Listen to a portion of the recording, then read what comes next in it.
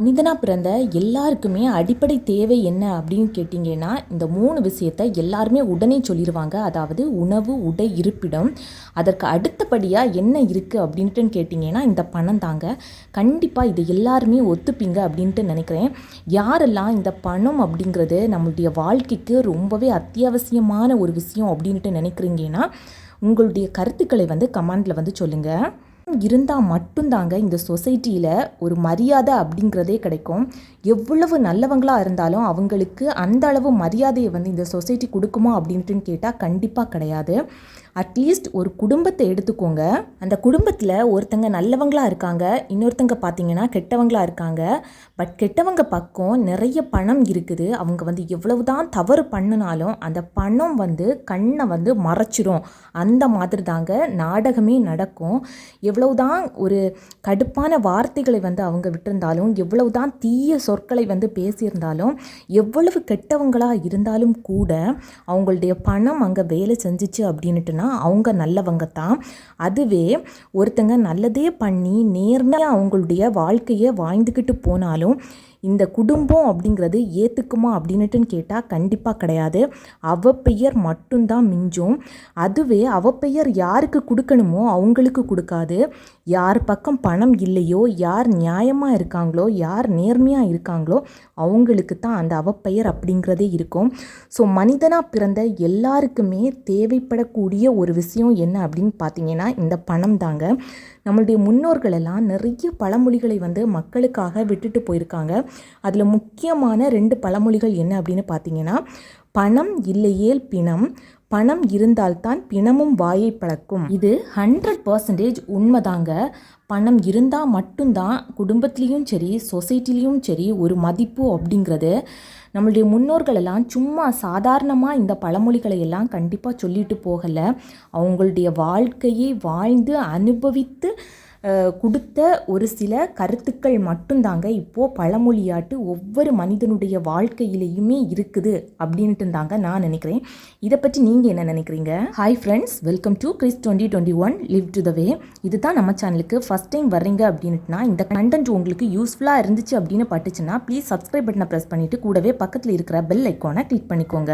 ஒவ்வொரு மனிதனுக்கும் பணம் அப்படிங்கிறது அத்தியாவசியமாக இருந்தாலும் ஹவுஸ் ஒய்ஃபாக இருக்கிற ஒவ்வொரு பெண்களுக்குமே இந்த பணம் அப்படிங்கிறது ஒரு எட்டாக்கனியாகவே இருக்குது அப்படின்னு சொல்லலாம். அதுவும் வேலைக்கு போகிற பெண்களாக இருந்தால் ஓரளவுக்கு அவங்களுடைய தேவையை தானே பூர்த்தி பண்ணக்கூடிய ஒரு கெப்பாசிட்டியும் அதே மாதிரி ஒரு தைரியமான ஒரு மனநிலையும் அவங்களுக்கு இருக்கும். அதுவே ஒரு ஹவுஸ் ஒய்ஃபாக இருக்கக்கூடிய பெண்கள் பார்த்திங்கன்னா என்ன பண்ணணும் ஏது பண்ணணும் அப்படின்ட்டுனே தெரியாமல் அந்த கிச்சன்லேயே பார்த்திங்கன்னா சுழன்றுட்டே இருப்பாங்க. எதில் இருந்து வருமானம் எடுக்கிறது, என்ன பண்ணுறது அப்படின்ட்டுனே தெரியாமல் சுழஞ்சிக்கிட்டே இருப்பாங்க. ஸோ உங்களுக்கான ஒரு சில டிப்ஸ் மட்டும்தானுங்க நான் இது ஷேர் பண்ணிக்க போகிறேன். இதில் ஒரு 7 டிப்ஸ் தான் ஷேர் பண்ணிக்க போகிறேன். அதுவும் நாம் வேஸ்ட்டாக தூக்கி போடக்கூடிய ஒரு சில பொருட்களிலிருந்து எப்படி நாம் ஏர்ன் பண்ணிக்கலாம் அப்படிங்கிற விஷயத்தை மட்டும்தான் நான் இதை ஷேர் பண்ணியிருக்கிறேன். எல்லாம் ஒரு டிப்ஸா, இதெல்லாம் எனக்கு தெரிஞ்சது தான் அப்படின்ட்டு நீங்கள் யோசிச்சிங்க அப்படின்னா ப்ளீஸ் நீங்கள் இந்த வீடியோவை ஸ்கிப் பண்ணிக்கலாம். இல்லை இது கூட தெரியாமல் இருந்தீங்க, இதை இத்தனை நாள் நான் சும்மா வேஸ்ட்டாக தான் தூக்கி போட்டுக்கிட்டே இருந்தேன் அப்படின்ட்டு நீங்கள் திங்க் பண்ணீங்க அப்படின்ட்டுனா கண்டிப்பாக இந்த வீடியோவை நீங்கள் கோத்ரூ பண்ணலாம். இதில் ஃபஸ்ட்டு பாயிண்ட் பார்க்கலாம். நாம் தேங்காய் துருவி எடுத்துட்டு அதோட சிரட்டை இதை பார்த்திங்கன்னா நம்ம வீட்டில் விறகுக்காக கூட யூஸ் பண்ணுவோம். சிலர் பார்த்திங்கன்னா சும்மாவே வெறுமனே தூக்கி எறிவாங்க. அந்த மாதிரி நாம் பண்ணக்கூடிய அவசியமே கிடையாது. இப்போது நீங்கள் விறகடுப்பில் தான் யூஸ் பண்ணுறீங்க அப்படின்னா நாம் அதை எரிச்சிட்டு போகலாம். இல்லை என்கிட்ட விறகு அதிகமாகவே இருக்குது அப்படின்ட்டுனா கண்டிப்பாக இந்த தேங்காய் சிரட்டையில் இருந்து கூட 100, 200, 500ன்னு நாம் சம்பாதிக்கலாம். இந்த தேங்காய் சிரட்டை தானே அப்படின்ட்டுன்னு ஒரு ஏளனமாக எண்ணாமல் இதை பார்த்திங்கன்னா ஒவ்வொன்றா நமக்கு டெய்லி கிடைக்க ஒரு பையில் போட்டு சேமிச்சுக்கிட்டே வாங்க. அதுக்கப்புறமா நாம் இதை ஆக்கர் கடையில் நம்ம கொண்டு கொடுத்தோம் அப்படின்ட்டுனா சில கடையில் பார்த்திங்கன்னா வெயிட் போட்டு எடுப்பாங்க. சில கடையில் பார்த்திங்கன்னா எண்ணி எடுப்பாங்க. அதுவும் ஒவ்வொரு சீசனுக்கு ஏற்றது மாதிரி தான் இதோட ரேட் அப்படிங்கிறத ஃபிக்ஸ் பண்ணிப்பாங்க. வரைக்கும் நீங்கள் தூக்கி தான் போட்டுட்டு இருந்தீங்க அப்படின்ட்டுனா கண்டிப்பாக இதிலிருந்து கூட மணி ஏர்ன் பண்ணிக்கலாம். செகண்ட் பாயிண்ட், பால் கவர். சிலர் வந்து பார்த்தீங்கன்னா மாட்டுப்பால் தான் வாங்கி, அதாவது பசுவோட பால் வாங்கி தான் நீங்கள் யூஸ் பண்ணுவீங்க அப்படின்னுட்டுனா அவங்களுக்கான பதிவு கிடையாது இது. சிலர் வந்து பார்த்தீங்கன்னா பாக்கெட் பால் வந்து யூஸ் பண்ணுவாங்க. ஸோ அந்த கவர் கூட பார்த்தீங்கன்னா எல்லாத்தையுமே 1 பை 1 ஒரு கவரில் போட்டு சேர்த்து வச்சுக்கிட்டே இருந்தீங்க அப்படின்னா அது கூட 1 கிலோ 2 கிலோ அப்படின்ட்டு ஆனதுக்கு அப்புறமா நாம் கொண்டு அதே ஆக்கர் கடையில் கொண்டு கொடுத்தோம் அப்படின்னுட்டுனா அது கூட ஒரு காசாக மாறும். கண்டிப்பாக இதையும் நீங்கள் ட்ரை பண்ணி பாருங்கள். அதுவும் இந்த பால் கவரை எல்லாம் தண்ணியில் வேக வச்சு அதில் இருந்து கூட இந்த பூக்கள் எல்லாமே பண்ணுறாங்க. ஸோ அந்த மாதிரியும் உங்களுக்கு பண்ணக்கூடிய ஒரு டேலண்ட் இருந்துச்சு அப்படின்னுட்டுனா எல்லாமே ஃப்ரீ வீடியோஸ் பார்த்தீங்கன்னா இப்போ யூடியூப் சேனலில் இருக்குது.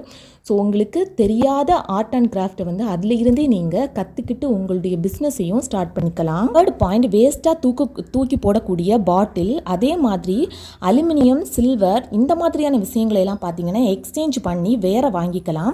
இந்த வேஸ்ட்டாக தூக்கி போடக்கூடிய பாட்டில் எல்லாமே பார்த்தீங்கன்னா கொடுத்துட்டு நாம் வந்து காசாக எடுத்துக்கலாம். 4th பாயிண்ட், நாம் வந்து திங்ஸ் வாங்கிட்டு வரும்போது நியூஸ் பேப்பரில் வந்து கொடுப்பாங்க. அதே மாதிரி ஸ்கூல் முடிஞ்ச உடனே பார்த்திங்கன்னா குழந்தைங்களுடைய பேப்பர்ஸ் எல்லாமே இருக்கும். அதாவது எழுதி முடித்த பேப்பர்ஸு, தேவையில்லாத புக்ஸு, அதோட அட்டைகள், அட்டை பெட்டி எல்லாம் வீட்டில் இருந்துச்சு அப்படின்னா அதை கூட நீங்கள் வந்து விற்று காசாக்கிக்கலாம். இந்த நியூஸ் பேப்பர்லாம் பார்த்தீங்கன்னா அப்படியே கொஞ்சம் கொஞ்சமாக கூட்டி வச்சுக்கோங்க. 1 தானே 2 தானே அப்படின்னுட்டுனா அலட்சியப்படுத்தாமல் அதை வந்து கூட்டி வச்சுட்டு அதுக்கப்புறமா நாம் வந்து அதை சேல்ஸ் பண்ணோம் அப்படின்னுட்டுனா கண்டிப்பாக அதுக்கான ரூபாய் வந்து கண்டிப்பாக நமக்கு கிடைக்கும். 5th பாயிண்ட் பார்த்தீங்கன்னா முட்டையோட ஓடு, அதுக்கப்புறமா வாழைப்பழ தோல், இது எல்லாத்தையுமே நல்லா உலர வச்சு அதை நல்லா பொடி பண்ணி நம்ம வீட்டில் நிற்கக்கூடிய செடிகளுக்கும் உரமாக கொடுக்கலாம். இல்லை நிறைய இருக்குது அப்படின்ட்டு யோசிச்சிங்க அப்படின்னா கண்டிப்பாக இதை வந்து சின்ன சின்ன பாக்கெட்டில் அடைச்சி அதை வந்து சேல்ஸ் கூட பண்ணலாம்.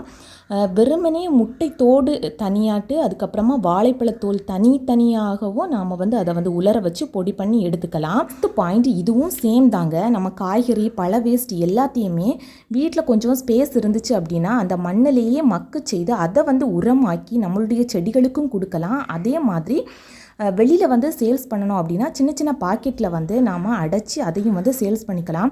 இல்லை என்கிட்ட இடமே இல்லை அப்படின்ட்டு நினச்சிங்கன்னா கூட ஒரு சின்ன பக்கெட்டில் கூட நாம் வந்து இந்த உரத்தை வந்து உருவாக்கலாம். பாயிண்ட், இது நிறைய பேருக்கு தெரிஞ்சிருக்க வாய்ப்பு கிடையாது, பட் ரொம்பவே முக்கியம். எல்லாரோட வீடுகள்லையுமே நாம் பொதுவாக வந்து பழங்கள் வாங்குவோம். முக்கியமாக ஆரஞ்சு, மாதுளைப்பழம், இதோட தோல்களை வந்து பார்த்திங்கன்னா தனித்தனியாக உலர வச்சு நல்லா காஞ்சதுக்கு அப்புறமா ஒரு பாட்டிலில் சேவ் பண்ணி வச்சுட்டு நிறைய வந்ததுக்கு அப்புறமா பார்த்திங்கன்னா நாட்டு மருந்து கடைகளில் வந்து கொண்டு கொடுத்தீங்க அப்படின்னா ஒரு கேஜுக்கு தகுந்தது மாதிரியான ரேட்டு கொடுப்பாங்க. கண்டிப்பாக இத்தனை நாளும் நீங்கள் அதை தூக்கி எறிஞ்சிக்கிட்டு இருந்தீங்க அப்படின்னுட்டுனா ஒரு வாட்டி இதை கொடுத்து நீங்கள் காசாக்கி பாருங்கள். இந்த பதிவு உங்களுக்கு பிடிச்சிருந்துச்சு அப்படின்னா லைக் பட்டனை ப்ரெஸ் பண்ணிக்கோங்க. தேங்க்யூ.